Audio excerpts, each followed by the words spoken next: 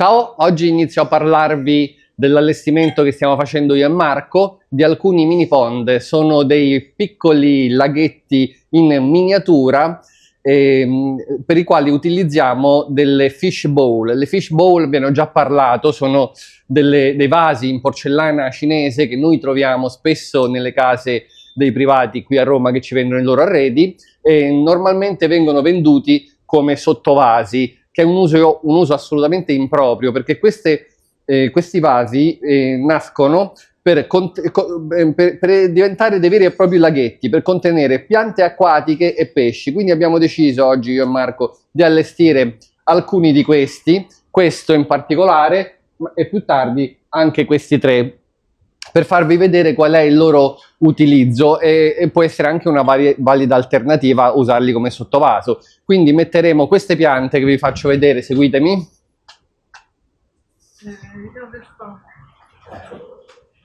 Abbiamo acquistato alcune piante acquatiche, tra cui dei papiri e queste che sono piante giapponesi e una classica ninfea e una nefentes. Andremo ad allestire quindi questo piccolo laghetto e alla fine del video sarà un video molto interessante perché ci sarò io che vado in una casa del centro di Roma a ritirare dei mobili e dei quadri, tra cui una bellissima collezione di quadri neolabronici, quindi dei pittori livornesi e toscani che riprendevano il linguaggio dei macchiaioli di 60-70 anni prima.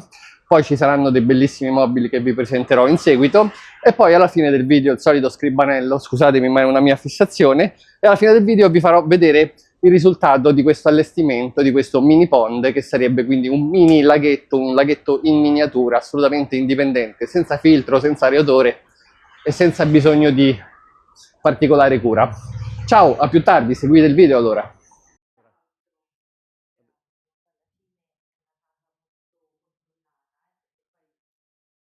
C'è la questura qua, no?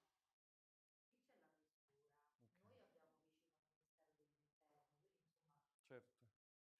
Allora, questa è l'abitazione di cui abbiamo comprato l'arredo oggi. Ci sono diversi mobili, quadri, oggetti, un po' di tutto. Un'abitazione del centro di Roma.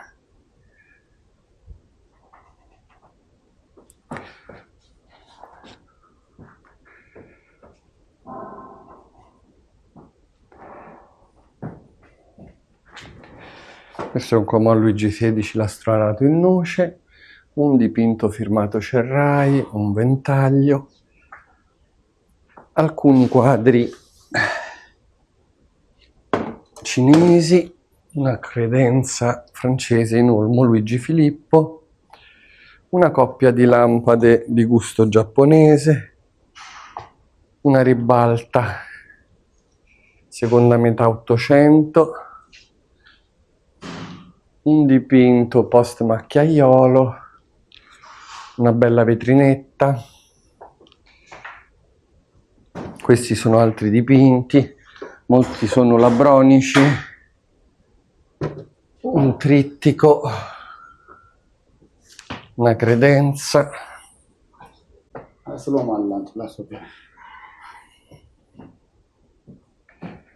Questa è una vetrina neorococò.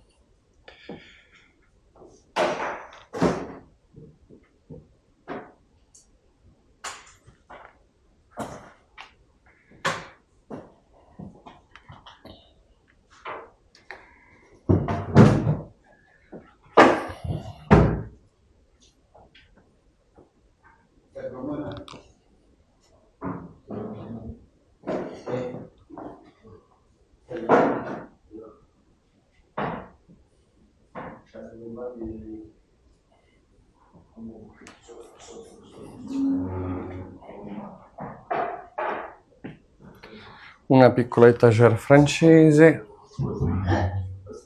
un quadro del Novecento, un altro quadretto. Questi divani non mi ricordo se li abbiamo comprati, ma spero di no. Un lampadario. E siamo nel centro di Roma, nel quartiere Monti.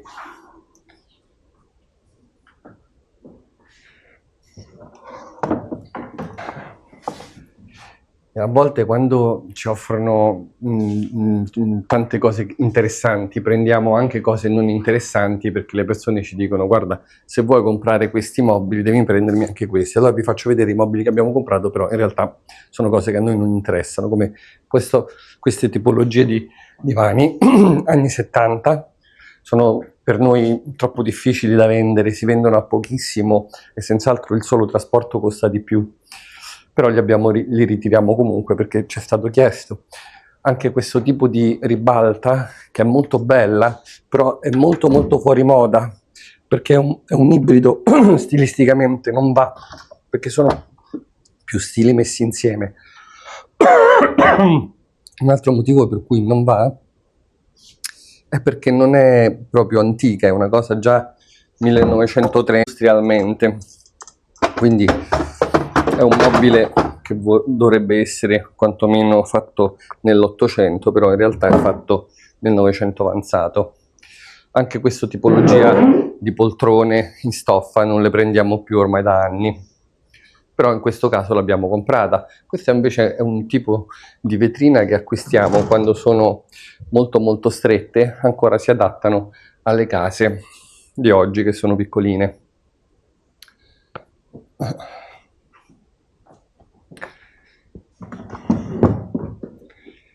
Questo è un bel dipinto firmato La Bella. Credo che sia un carnevale, non so se è veneziano, ma sembrerebbe di sì.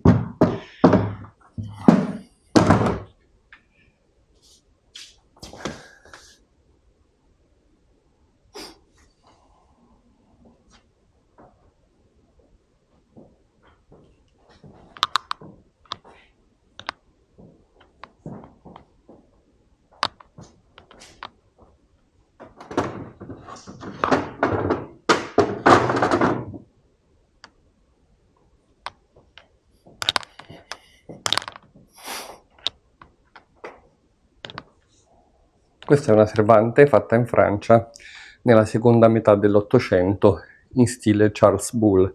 Charles Boulle è un ebanista che ha operato in Francia nella seconda metà del Seicento, quindi durante il periodo Luigi XIV. I suoi mobili sono molto rari, si trovano nei musei. Quello che si trova in giro sono le riproduzioni fatte sempre in Francia nell'Ottocento. Questa è particolarmente carina, anche se adesso sono anche questi mobili un pochino difficili da vendere. Questo tipo di vetrinette invece ancora va. Siamo nei primi del Novecento, probabilmente la manifattura è italiana o francese ed è molto carina con le lumeggiature in oro.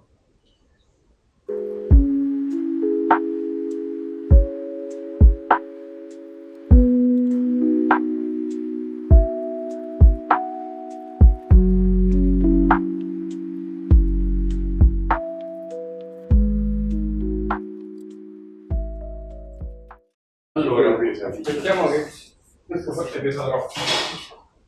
Questo l'ho messa sulle per terra, anche lì dove lei adesso.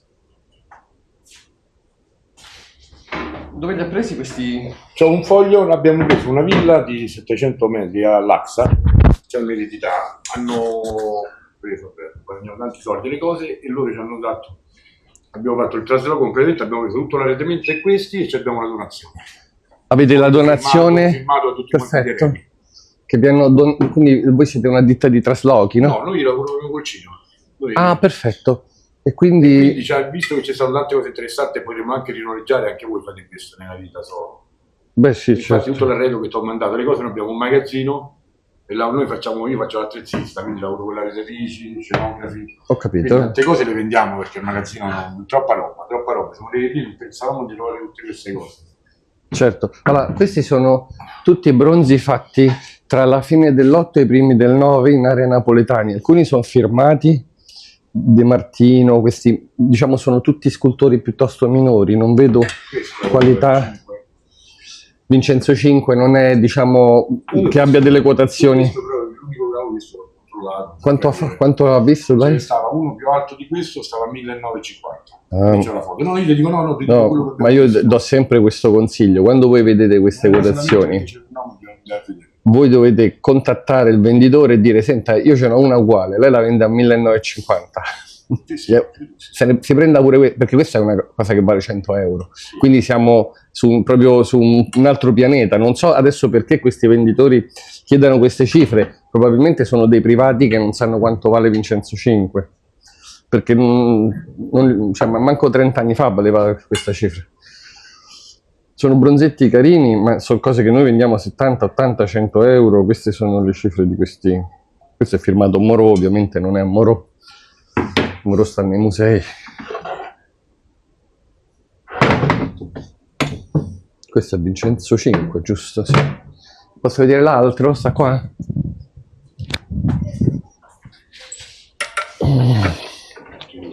Questo è il mio preferito, Amo Gagliaccio. E questo è firmato? Te lo so dire. Però è il mio preferito, vedi, mi ho fatto tatuare il Gagliaccio.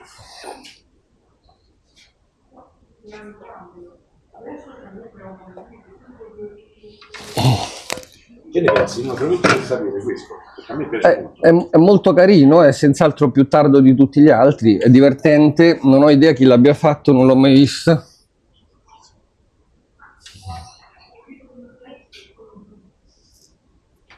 Io ne ho già fatto un controllo per vedere se era bronzo.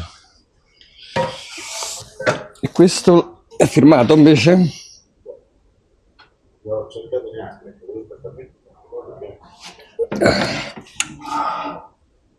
Moro, pure questo.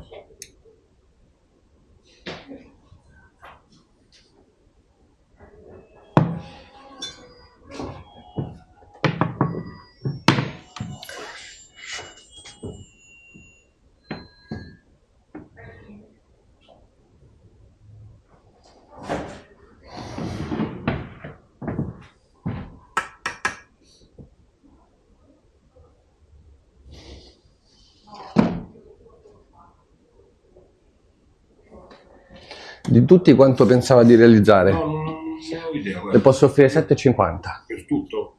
No. Non ci siamo, non c'è problema. Non ci siamo perché 7,50 cioè, mi sembra poco. Poi io non sono un esperto e magari tu sei collezionista, lo so meglio, però stavo vedendo prima che hai fatto un giro un cavallo di 50 invece. Sì, allora le spiego, Sì, noi dobbiamo vendere. Sì, sì. Cioè io non lo faccio come collezionista, Sì. se una cosa, per esempio, lei l'ha visto quel cavallo a 3,50? Sì, Io l'ho pagato 150, Sì. perché lo vendo a 3,50? Perché se lo vendessi a quanto l'ho pagato io non potrei tirare avanti. Quindi quando lei vende un cavallo vuol dire che quel cavallo noi lo vendiamo a 3,50, poi se uno ci dà 300, ho detto tra noi lo vendiamo comunque, o forse fra un mese se non l'ho venduto anche 2,50. Sì, sì, Io l'ho pagato però 150, che è più o meno quanto ho valutato l'uno questi bronzi, perché sono dello stesso livello del cavallo. Sì, tutto qua. Essendo 1, 2, 3, 4, 5, 6, 7 bronzi. 7 bronzi. Più o meno lei consideri che questi qua noi li vendiamo, li possiamo vendere a 60-70 euro. No, ma su quello questi piccoli. Su altri pezzi che sono un attimino più importanti. Va bene, lei guardi, veda se li riesce a vendere, io di più purtroppo non le posso dare. Purtroppo non si può arrivare a 1000? No. No. Se li vende oggi 7,50. Non sono cose, diciamo, che noi abbiamo, noi preferiamo comprarne uno, sì, però di grande qualità. Per esempio io... Le valutazioni le riprendiamo se non è un problema, senza riprendere il viso, no? Solo l'oggetto.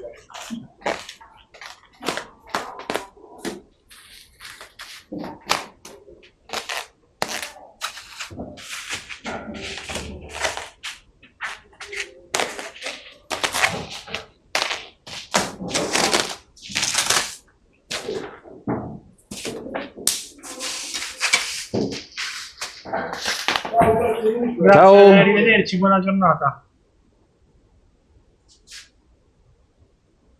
Come si chiama? Guardi, non lo so, ce l'avevo a casa, erano di papà, erano. Non so proprio idea di chi fosse l'artista. Buongiorno. Solo questo ha? Ma c'è anche quest'altro. Vediamo. Questa è una riproduzione, mi ha detto un artista americano, una riproduzione, sì, sembra una originale. Sembrerebbe pisti.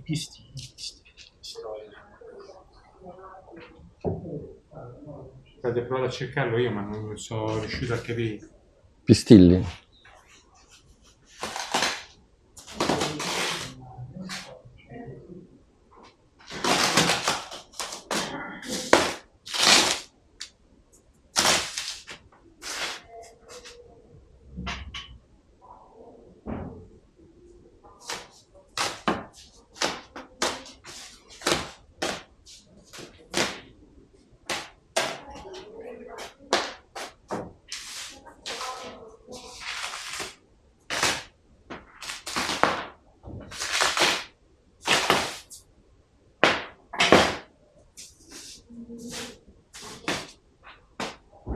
Ci ho messo tanto.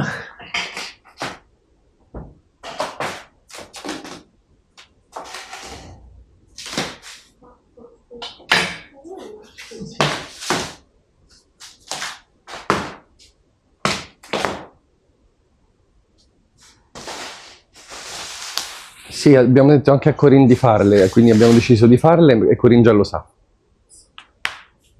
Posso vederlo un attimo? Che È cosa? rovesciato. È rovescio. Paolo, lo vuoi vedere un attimo? Scusi, Le spiego, stiamo facendo una trattativa d'acquisto. Ah, mi Quindi- scusi, allora come non detto, noi pensavo fossero gente in panni in No. Va bene, mi scusate. Prego. Stavo pensando- Moderna. Non è antico, ovviamente. Sì, no. Allora, guardi, questo qua non è un quadro, è una stampa. Anzi, Qua è una cosa che le posso dare massimo 50 euro. Non è- questa mi quanto devo dare. È una stampa, 10 euro. Ah, è una stampa questa. Se lei la tocca non c'è la materia pittorica, lo sente che liscia. Noi le valutazioni le riprendiamo per il nostro canale YouTube se a lei non dà fastidio. Se lei preferisce di no, non riprendiamo lei solo le valutazioni, solo l'oggetto. Che significa? Quando facciamo le valutazioni, noi accendiamo la telecamera e le riprendiamo per il nostro canale YouTube. Però non viene ripreso lei, è soltanto l'oggetto. Va bene? Va bene, sì, tanto non penso che... Questi non so due. No, una. Ah.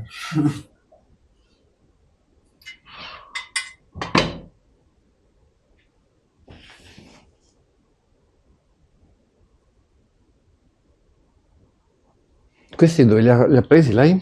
No, questi qua l'ho comprati. Questo qua è il mercatino dell'usato. E questo da un privato. Posso chiedere quanto l'ha pagato? Ho preso varie cose. Eh. Quindi diciamo, quello alla fine dei conti mi è costato sulle 600 euro. Ho capito. Questo c'ho la fattura del mercatino. quindi- Quello quanto l'ha pagato il vaso? Quello là l'ho pagato 400.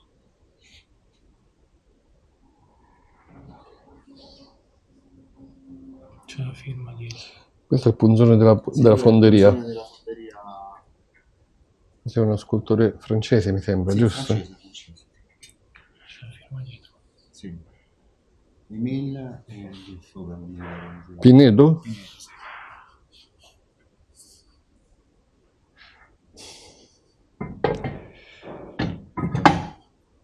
Io per questo le posso offrire al massimo 500.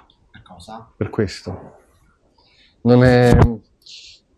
perché io lo devo rivendere, cioè lei non Sì, è sì, che, no, lo so, non è che immagino, no, appunto. l'ha pagato uno sproposito, però io dovendolo rivendere devo sempre calcolare un margine che poi mi consente. Quindi questo è 500. Questo mi diceva quanto l'ha pagato? Questo qua 400.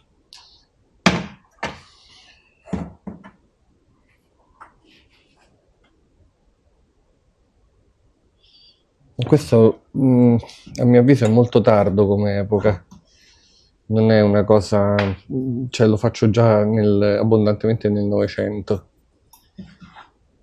E...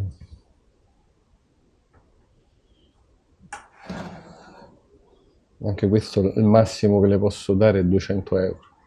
Non è, vede la fusione com'è imperfetta, com'è... Questa è una bellissima fusione. Sì, no.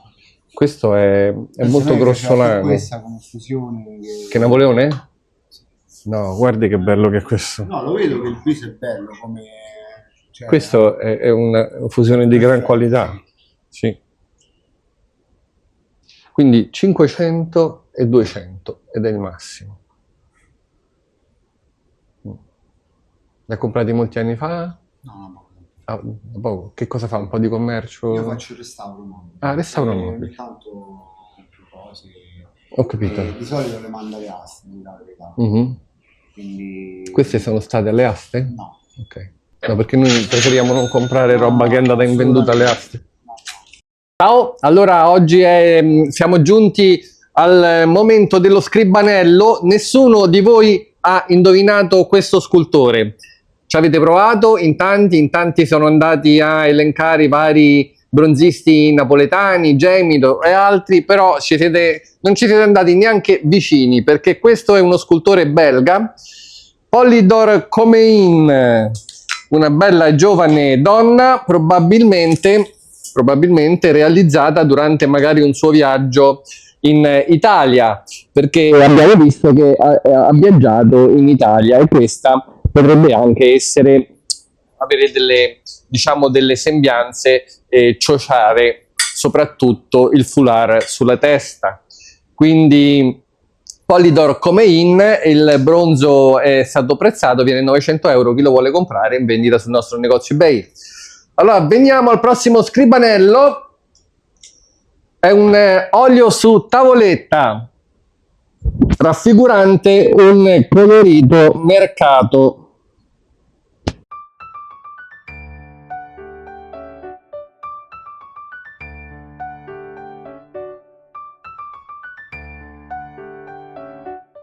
Non vi dirò molto di più, voglio sapere il nome e il cognome di questo bravo pittore. Chi lo dice per primo, chi di voi riuscirà a indovinare il nome e il cognome del pittore di questa bellissimo olio su tavoletta, vincerà i soliti 30 euro da spendere sul nostro negozio eBay. Quindi, vedi, il pittore ha usato la tavoletta come tavolozza per provare i colori prima di dipingere. Vabbè, accade, a volte accadeva, avevano, diciamo, magari in passato un limitato accesso alle materie prime. Vi faccio vedere, quindi penso che abbiate già visto nel corso del precedente video la casa acquistata, l'intero arredo acquistato al centro di Roma. C'erano alcuni mobili che vi faccio vedere e c'erano dei bellissimi, una bellissima collezione di quadri, molti dei quali di area labronica, quindi siamo a Livorno, siamo nel Novecento, un tipo di pittura che si ispira ai post-Macchiaioli, a Fattori, a Silvestro Lega. Questo in realtà ancora non abbiamo decifrato chi potrebbe essere il pittore. Inquadriamo la firma, se ci volete aiutare, la firma è abbastanza illeggibile. Penso che potrebbe essere anche questo un pittore livornese.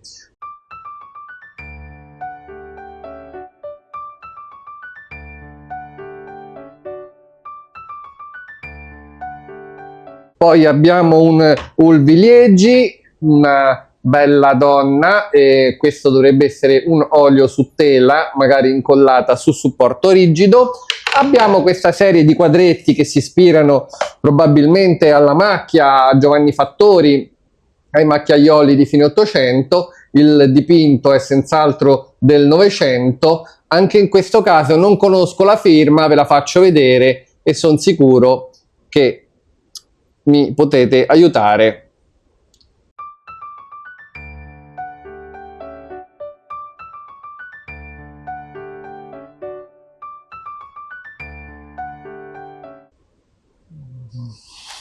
A capire chi è questo pittore. Vi faccio vedere gli altri quadri che abbiamo comprato. Qui siamo nella Venezia di Livorno, nel quartiere di Livorno simile a Venezia, chiamato Vecchia Venezia, e il pittore è Carlo Domenici, quindi un caposcuola della scuola labronica. Vi faccio vedere anche questo, Carlo Domenici, Arco di San Gimignano. I labronici hanno una venerazione del paesaggio, della Maremma, della loro terra, e la rappresentano in questo modo. A volte si ispirano leggermente magari all'impressionismo, come in questo caso. Questo è Ivo Cerrai, non lo conosco, ma penso che sia anch'esso un labronico. Altre volte restano fedeli all'ispirazione macchiaiola. Qui siamo in un carnevale, una rappresentazione di un carnevale, e il dipinto è firmato La Bella. Un olio raffigurante dei funghi, firmato da Giulio Allori. Questo è un altro caposcuola della scuola dei labronici, Rontini, Ferruccio Rantini, un aratro in sosta. Questo lo troverete già sul nostro negozio eBay in vendita. Allora, veniamo al mini ponde. Io e Marco abbiamo finito poc'anzi di allestirlo, ragion per cui siamo vestiti così male, non che generalmente ci vestiamo bene, però oggi siamo vestiti particolarmente male. La ninfea ha fatto il fiore, ma non siamo riusciti a metterlo dritto, un papiro, la ninfea, e quindi questo è un modo di proporre questo bellissimo vaso. Siamo in Cina, siamo nel Novecento, anzi scusate, in questo caso siamo in Giappone, non in Cina, siamo nel Novecento, 1960-70 circa. Il vaso costa 250 euro e vi volevamo solo far vedere un utilizzo possibile, che è quello originale, che viene seguito soprattutto nel sud-est asiatico. Se andate in Thailandia, in Vietnam, in Cina, ma anche in Giappone, ne vedrete veramente tanti. Anche in questo caso abbiamo riempito questi vasi a filo d'acqua e ci abbiamo messo un papiro e delle altre piante simili a dei canneti, non so come si chiamano, sono molto molto belle, sono piante acquatiche, e quindi è un'idea per arredare casa in maniera un pochino diversa. Vi faccio vedere i mobili che abbiamo acquistato in questa casa. I quadri erano molto belli, i mobili erano soprattutto mobili fatti nel Novecento. Questo è un altro quadro bello che abbiamo comprato in settimana. È una copia, un olio su tela raffigurante suonatori, e viene 300 euro. Dopodiché c'è questa ribalta acquistata in questa casa, siamo nel XX secolo, per dirvi quanto sono arrivati a costare poco i mobili. Questa addirittura l'abbiamo prezzata 40 euro, quindi niente. Quindi se dovete arredare una casa con poco, questa fa veramente al caso vostro. Il divano a 50 euro, e anche questi divani degli anni 70, 50 euro ognuno. Sono mobili che ritiriamo perché ce li chiedono le persone che ci vendono le cose che ci interessano. In questo caso era questa collezione di quadri di pittori livornesi. Questo è un comò un po' più antico, siamo nella fine del Settecento, quindi Luigi XVI, stilisticamente è giusto. Alcune fodere sono state rimesse. Vediamo quali sono state rimesse. Questo è uno dei cassetti, spero di non farlo cadere questa volta. Come vedete, questa fodera è stata ricavata qui con del legno nuovo e qui con del legno vecchio. Quando le fodere sono tutte diverse uno dall'altro, come in questo caso, probabilmente è stata ricomposta per qualche motivo. È l'unica, credo, non originale, perché le altre, se non sbaglio, sono originali. Vediamo come sono fatte, quindi quelle originali, ecco, sono fatte così. Questa è come deve apparire una fodera di un mobile Luigi XVI. Ci sono chiodi di rinforzo e chiodi vecchi e chiodi antichi. Quindi questo comoncino, che è antico, però non è antico al 100% come abbiamo visto, diciamo, ecco, questa è la ferramenta sua originale, guardate com'è fatta. E vi faccio vedere quella non originale, così anche oggi avete imparato qualcosina. Questa è rimessa. Vediamo la terza fodera se è buona o no. Anche la terza fodera è nuova, quindi questo è legno nuovo. Quindi è un mobile che ha visto insomma un restauro importante, magari 100 anni fa, 50 anni fa. È un mobile che noi abbiamo prezzato 700 euro, perché nonostante sia del 700 è stato un pochino restaurato. Quindi abbiamo preso questo cabinet francese del quale già vi ho parlato, e un altro mobile francese, un classico, è la credenza in radica di olmo, realizzata in Francia all'incirca nel 1830-1840. Questo sbasamento si chiama a cappuccina ed è tipico di questo periodo, che prende il nome di Luigi Filippo. Il piano, in genere, quando noi importavamo questi mobili dalla Francia 15-20 anni fa, queste credenze le trovavamo soprattutto col piano in legno. Cosa si faceva? Scusate, col piano in marmo. Il piano in marmo, siccome non piaceva, generalmente i clienti ci chiedevano di sostituirlo con un piano in legno. Quindi molte di queste credenze che si trovano oggigiorno con il piano in legno, in realtà il piano in legno è stato sostituito perché in origine c'era il piano in marmo. Il piano in marmo bianco era un po' duro da digerire per il nostro gusto e quindi veniva sostituito con un piano in legno, tante volte proprio dietro richiesta delle persone che li acquistavano. E quindi questi sono i mobili che abbiamo comprato. C'era anche una enciclopedia UTET completa, non so quanti volumi siano, che stava dentro questa libreria, del 1949. Pensate quanto sono arrivati a costare. Completa di tutti i volumi, in ottime condizioni, oggigiorno costa tra i 400 e i 600 euro, quindi proprio quasi niente. Questo è quanto la troverete nel nostro negozio eBay. Quindi abbiamo parlato, penso, di tutto. Questo è un altro bellissimo acquisto della settimana. È una scultura realizzata da uno scultore francese, Émile Pinedo. Il bronzo è francese, la base è in marmo verde Alpi, quindi probabilmente realizzata in Italia o comunque in Savoia. Bellissimo bronzo. E ecco qui, abbiamo finito.